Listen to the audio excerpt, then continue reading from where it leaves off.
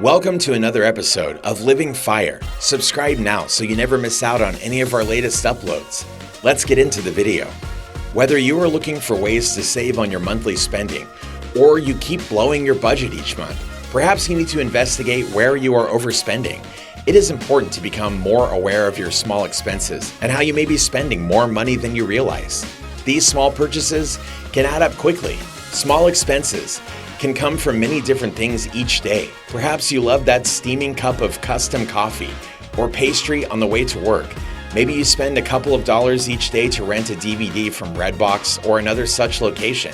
It could be the afternoon pick-me-up soda or a new book every few days for your e-reader. Some people may make several in-app purchases for a game for themselves or a child, and others feel they must eat lunch out each day. Well, these are expenses you may not include in your budget because the amounts do not appear significant.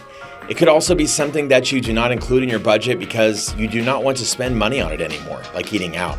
You may be telling yourself that you are going to stop and you are going to go grocery shopping, but then you still eat out and waste even more money. What little purchases really cost?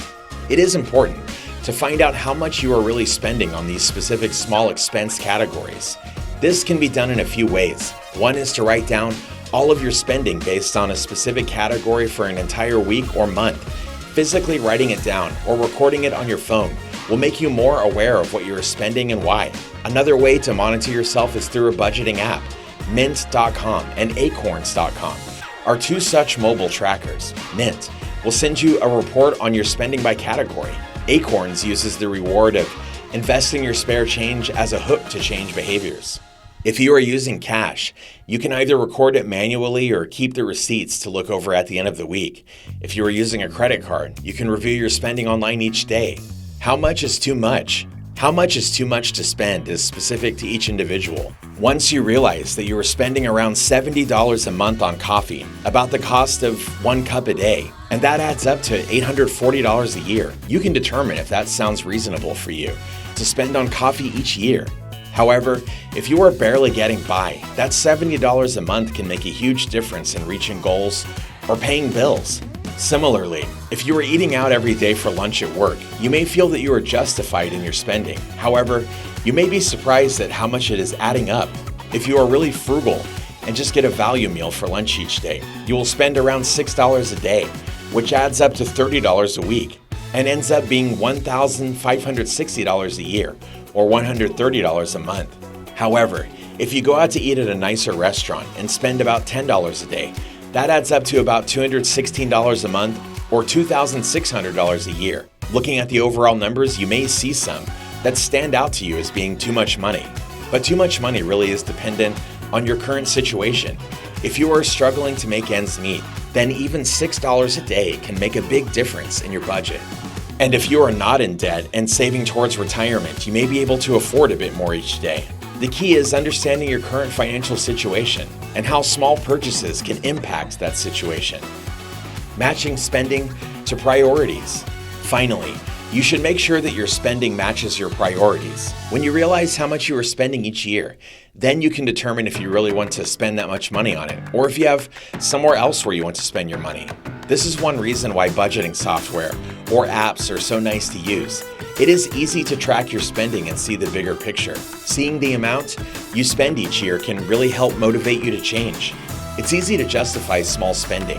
A few dollars here and there doesn't seem like a big deal. However, even small expenses can add up quickly, and this is especially true if you make these purchases regularly, or you don't keep track of small spending. Sometimes, simply taking the time to write down all of your spending each month, or even each week, can help you spend less. But another good tactic is to consider how easily small expenses can add up.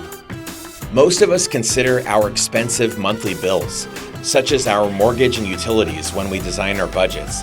But smaller expenses can derail a budget if they are ignored. Many Americans don't keep a budget at all. Only about 1 in 3 Americans create a detailed budget each month. And without a budget, small expenses can easily fall through the cracks. So here are 5 small expenses that can add up quickly. Number 1, extra car trips. Currently, gas is pretty affordable, but if you frequently go to the grocery store without a list, forget something at home, or forget to do errands while you are out, then you later have to go out again, and your gas bill can add up. If your car gets 20 miles to the gallon and you make 40 miles worth of extra trips in a week, that would cost you an average of $3.644 per week, or $189.488 per year. And that's if gas prices stayed low. Number 2, breakfast on the go. Many of us eat out for lunch once in a while during a busy workday, or when we have an important meeting that takes place at a restaurant. These lunches can easily add up to a significant extra expense, but if you expect them, you might include them in your budget. Breakfast out, on the other hand, is often necessary because we are running late and we don't have time to eat at home. According to the USDA, nearly a third of every U.S. food dollar earned is spent on eating out services. While you can certainly pick up breakfast cheaply at a fast food restaurant, if you have to do so several times a week or even each month, this expense will add up quickly. If you spend even $3 once per week, that will equal $156 per year. If instead of grabbing breakfast from a fast food restaurant, you bought granola bars for $2 and a bag of fruit to grab in the morning, you would save money. Number 3, wasted food. Spending money on food that you are never going to eat seems like a pretty awful idea. According to the Natural Resources Defense Council, or the NRDC, 40% of food in America goes uneaten each year, which equates to about $165 billion each year in wasted food. The loss of this food happens in many different situations. In regard to food that you yourself might be wasting, much of it is probably happening at home. That's because Americans throw away about 25% of the food and beverages that they purchase. That means the average family of 4 loses $1,365 to $2,275 annually. While throwing away leftovers or tossing out expired food might seem like a small expense, if you do it regularly, you will end up wasting a lot of money. The NRDC recommends making smart shopping decisions, keeping expiration dates in mind, cooking what you will eat, and finishing leftovers as a way to save money and waste less food. Number 4, entertainment. Entertainment spending is a big part of Americans' paychecks. According to the Bureau of Labor Statistics, the average annual expenditures for entertainment in 2014 was $2,728. It's great to be entertained, but that is a lot of money to spend each year.